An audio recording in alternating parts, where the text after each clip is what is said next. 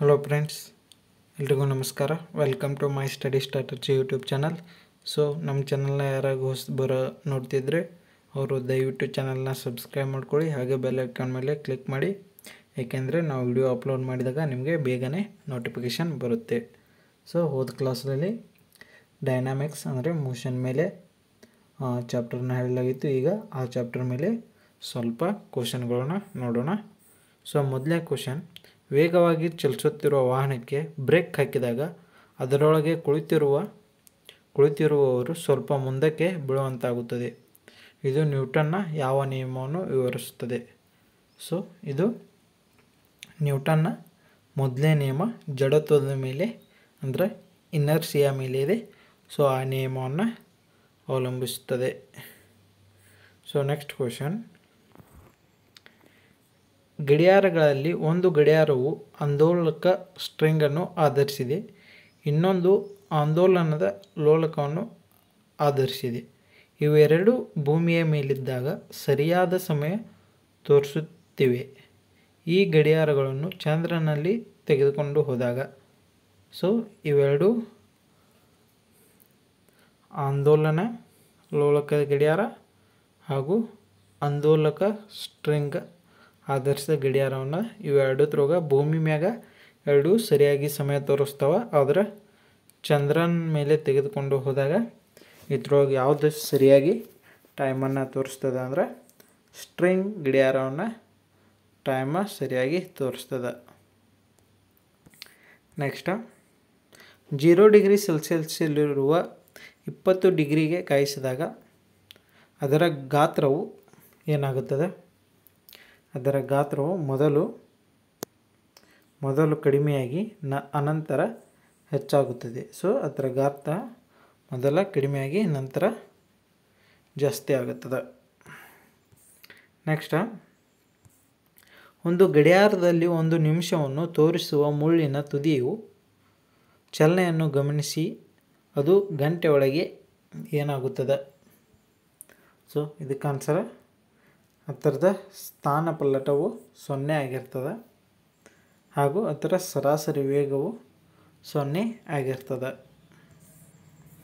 Next, ಸ್ಥಿರ ವೇಗವಾದ 30 km/h ವೇಗದಲ್ಲಿ ಚಲಿಸುತ್ತಿರುವ ಕಾರಿನಲ್ಲಿ ಕುಳಿತು ರಸ್ತೆಗೆ ಸಂಬಂಧಿಸಿದಂತೆ ಪೂರ್ವಾಭಿಮುಖವಾಗಿ ಚಲಿಸುವಾಗ ಒಬ್ಬ ವ್ಯಕ್ತಿಯು ಚೆಂಡನ್ನು ಕೆಲವು ಕಿಲೋಮೀಟರ್ವರೆಗೆ ಲಂಬವಾಗಿ ಮೇಲ್ಮುಖವಾಗಿ ಎಸೆಯುತ್ತಾನೆ. ನಾವು ಹಾರಾಟದ ಅವಧಿಯಲ್ಲಿ ಗಾಳಿಯ ಪ್ರತಿರೋಧವನ್ನು ಸಂಪೂರ್ಣವಾಗಿ ಕಡೆಗಣಿಸಿದಲ್ಲಿ ಚೆಂಡು ಏನಾಗುತ್ತದೆ? ಕಾರ್ನಲ್ಲಿ ಚಲಿಸುತ್ತಿರುವ ವ್ಯಕ್ತಿಯ ಮೇಲೇನ ಚೆಂಡ ಬೀಳುತ್ತದೆ. ನೆಕ್ಸ್ಟ್, ಗಡಿಯಾರದ ಲೋಲಕದಲ್ಲಿ ಅಧಿಕ ಭಾರವಾದ ಬಿಂದು ರಾಶಿ ಇದ್ದಿದ್ದು ಅದನ್ನು ರಾಶಿರಹಿತ ದಾರದಿಂದ ಕಟ್ಟಲಾಗಿದೆ. ಸೊ ಅದು ವೇಗವಾಗಿ ಆಂದೋಲನಗೊಂಡು ಗಡಿಯಾರ ವೇಗವಾಗಿ ಸಾಗುತ್ತಿದೆ.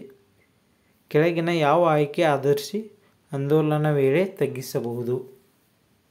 ಸೊ ಇಲ್ಲಿ ಲೋಲಕದ ಉದ್ದವನ್ನು ಹೆಚ್ಚಿಸುವ ಮೂಲಕ ಅದರ ವೇಗವನ್ನು ನಾವು ಕಡಿಮೆ ಮಾಡಬಹುದು ಅಥವಾ ಆಂದೋಲನದ ವೇಳೆಯನ್ನು ತಗ್ಗಿಸಬಹುದು. ನೆಕ್ಸ್ಟ್, ಡ್ಯಾಶ್ ಒಂದು ರೈಲು ಪಥದ ಒಂದು ತಿರುವಿನಲ್ಲಿ ಹೋಲಿಕೆ ಮಾಡಿದಾಗ ಅದರ ಹೊರಪಥ ಅಥವಾ ಅಂಚು ಒಳಗಿನದಕ್ಕಿಂತ ಎತ್ತರದಲ್ಲಿ ಏರಿಕೆಯಾಗಿರುವುದು.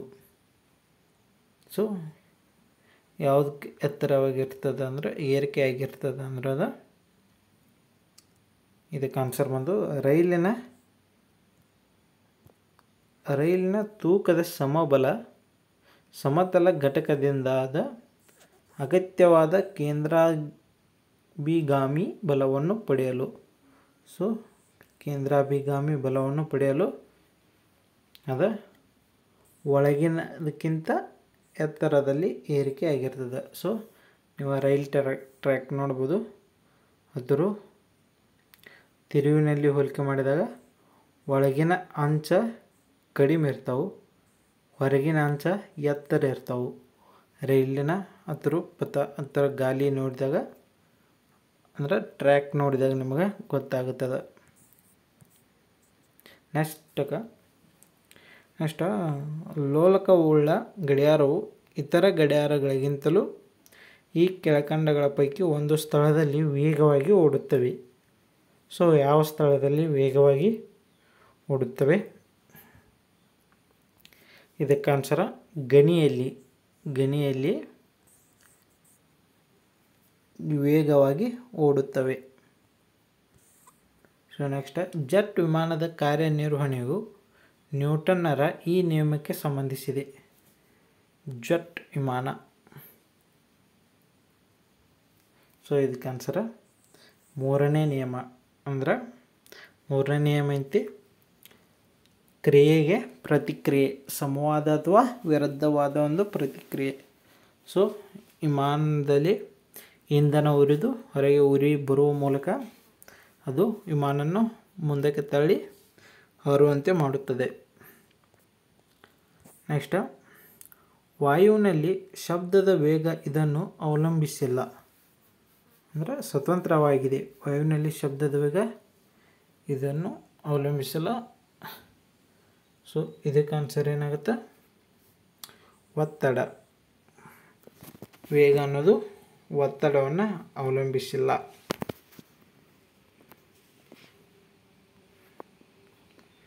ಒಂದು ಹುಡುಗಿಯು ಒಂದು ಉಯ್ಯಾಲೆಯಲ್ಲಿ ಕುಳಿತಿರುವ ಸ್ಥಿತಿಯಲ್ಲಿ ಉಯ್ಯಾಲೆ ಆಡುತ್ತಿದ್ದಾಳೆ.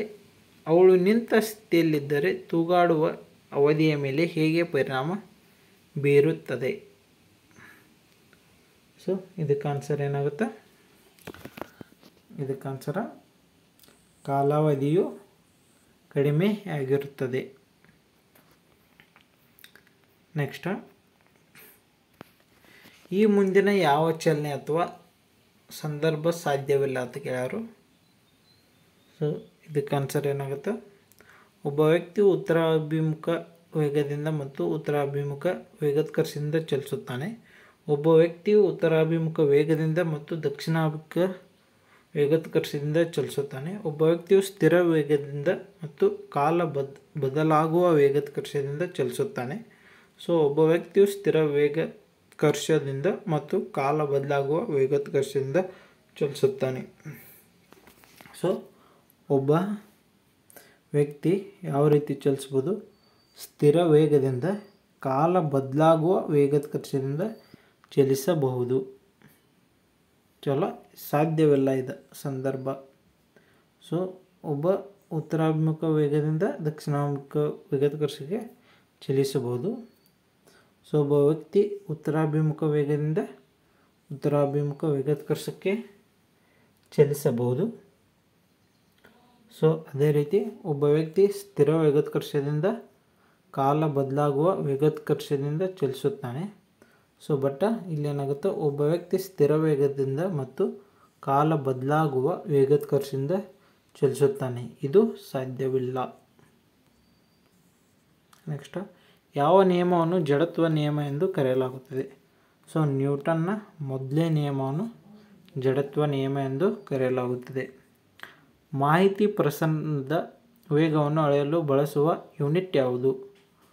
ಮಾಹಿತಿ ಪ್ರಸರಣ. ಸೊ ಇದಕ್ಕೆ ಆನ್ಸರ್ ಬಿಟ್ಸ್ ಪರ್ ಸೆಕೆಂಡ್ ಒಳಗೆ ನಾವು ಅಳೆಯಬಹುದು. ಒಂದು ವಿದ್ಯುತ್ಕಾಂತೀಯ ರೋಹಿತದಲ್ಲಿ ಬಹಳ ಅಧಿಕ ಆವರ್ತನವು ಇದಾಗಿರುತ್ತದೆ. ಸೊ ಇದಕ್ಕೆ ಆನ್ಸರ್ ಏನಾಗುತ್ತೆ? 30 ಮೆಗಾಹರ್ಟ್ಜ್ದಿಂದ 300 ಮೆಗಾಹರ್ಟ್ಜ್ವರೆಗೆ ಅಳೆಯಬಹುದು. ನೆಕ್ಸ್ಟ್, ಬಟ್ಟೆ ತೊಳೆಯುವ ಯಂತ್ರದ ಕಾರ್ಯದ ತತ್ವ ಇದಾಗಿದೆ. ಸೊ ಬಟ್ಟೆ ತೊಳೆಯುವ ಯಂತ್ರದ ಕಾರ್ಯತತ್ವ ಕೇಂದ್ರತೆಯಾಗಿ ಬಲ ಆಗಿದೆ. ನೆಕ್ಸ್ಟ್, ಆಂದೋಲಿಸುವ ಸ್ಟ್ರಿಂಗ್ಗಳನ್ನು ಆಧರಿಸಿದ ಗಡಿಯಾರವೊಂದನ್ನು ಆಳವಾದ ಗಣಿಯೊಂದಕ್ಕೆ ತೆಗೆದುಕೊಂಡು ಹೋದಾಗ ಅವುಗಳಲ್ಲಿ ಯಾವುದು ಉಂಟಾಗುತ್ತದೆ? ಸೊ ಇದಕ್ಕೆ ಆನ್ಸರ್ ಏನ? ಭೂಮಿಯ ಮೇಲೆ ಯಾವ ಸಮಯವನ್ನು ಆಧರಿಸಿ ಕಾರ್ಯನಿರ್ವಹಿಸುತ್ತದೆ. ನೆಕ್ಸ್ಟ್, ಏಕರೂಪದ ವರ್ತುಲ ಚಲನೆಯಲ್ಲಿ ಇದೇನ ಏಕಗರ್ಭ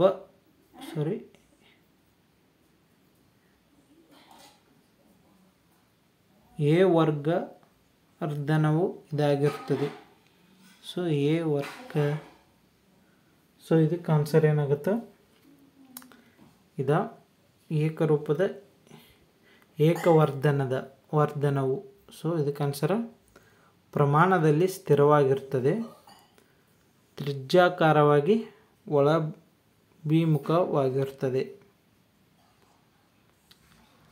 ನೆಕ್ಸ್ಟ್, ಎಲೆಕ್ಟ್ರಾನಿಕ್ ಗಡಿಯಾರವೊಂದರಲ್ಲಿ ಲೋಳಕ್ಕೆ ಸಂಬಂಧಿತವಾಗಿರುವ ಘಟಕ ಇದಾಗಿದೆ.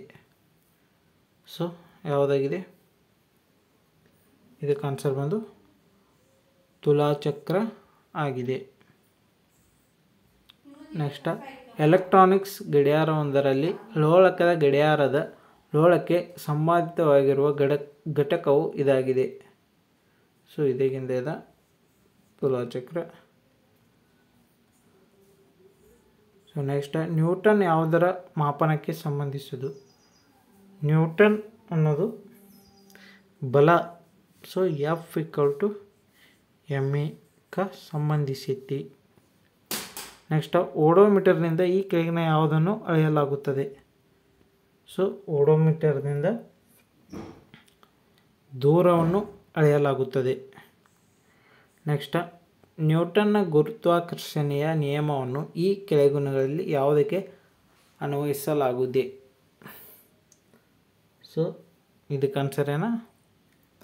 ಬ್ರಹ್ಮಾಂಡದಲ್ಲಿರುವ ಯಾವುದೇ ಎರಡು ಕಾಯಗಳ ನಡುವಣ ಬಲಕ್ಕೆ ನ್ಯೂಟನ್ ಗುರುತ್ವಾಕರ್ಷಣೆ ಬಲವನ್ನು ಅನ್ವಯಿಸಲಾಗಿದೆ.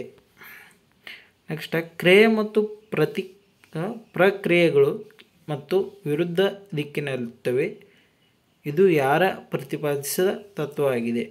ಸೊ ಇದು ನ್ಯೂಟನ್ ಪ್ರತಿಪಾದಿಸಿದ ತತ್ವವಾಗಿದೆ. ಐಸಾಕ್ ನ್ಯೂಟನ್ನ ಮೂರನೇ ನಿಯಮ.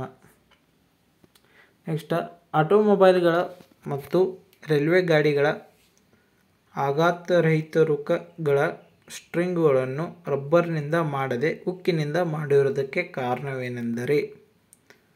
ಸೊ ಇದಕ್ಕೆ ಕಾರಣ ಏನಪ್ಪ ಅಂತಂದರೆ, ಇವು ರಬ್ಬರ್ಗಿಂತ ಉಕ್ಕು ಹೆಚ್ಚು ಎಲಾಸ್ಟಿಕ್ ಆಗಿದೆ. ಸೊ ಅದಕ್ಕಾಗಿ ರಬ್ಬರ್ಗಿಂತ ಉಕ್ಕನ್ನು ಬಳಸ್ತಾರೆ. ಒಂದು ರೈಫಲ್ನಿಂದ ಗುಂಡನ್ನು ಹಾರಿಸಿದಾಗ ರೈಫಲ್ ಹಿಂದಕ್ಕೆ ಚಿಮ್ಮುತ್ತದೆ. ಗುಂಡಿಗೆ ಹೋಲಿಸಿದರೆ ರೈಫಲ್ನ ಗತಿಶಕ್ತಿಯು ಏನಾಗಿರ್ತದೆ? ಗುಂಡಿಗೆ ಹೋಲಿಸಿದರೆ ರೈಫಲ್ನ ಗತಿಶಕ್ತಿ ಕಡಿಮೆನೇ ಇರ್ತದೆ. ಗುಂಡು ಜಾಸ್ತಿ ಸ್ಪೀಡ್ಲೆ ಹೋಗ್ತದೆ. ಅದೇ ರೀತಿ ರೈಫಲ್ ಅಷ್ಟು ಸ್ಪೀಡ್ಲೆ ಹಿಂದೆ ಬರೋದಿಲ್ಲದ. ಒಂದು ಚಲಿಸುತ್ತಿರುವ ರೈಲಿನ ಕಿಟಕಿಯಿಂದ ವಸ್ತುವೊಂದನ್ನು ಹಾಕಲಾಗುತ್ತದೆ. ನೆಲದ ಮೇಲೆ ನಿಂತಿರುವ ವ್ಯಕ್ತಿಯ ದೃಷ್ಟಿಯಿಂದ ಆ ವಸ್ತು ನೆಲಕ್ಕೆ ಬಿದ್ದ ಕೂಡಲೇ ಏನಾಗುತ್ತದೆ? ಬಿದ್ದ ಕೂಡಲೇ ಪರವಲಯವಾಗಿ ಚಲಿಸುತ್ತದೆ. ನೆಕ್ಸ್ಟ್, ಒಂದು ವಸ್ತುವನ್ನು ವೃತ್ತಿಯ ಬೇಕಾಗುವ ಕೇಂದ್ರಾಭಿಮುಖ ಬಲ ಇವುಗಳನ್ನು ಅವಲಂಬಿಸುವುದು. ಸೊ ಇದಕ್ಕೆ ಆನ್ಸರ್ ಒಂದು ಸೆಕೆಂಡ್.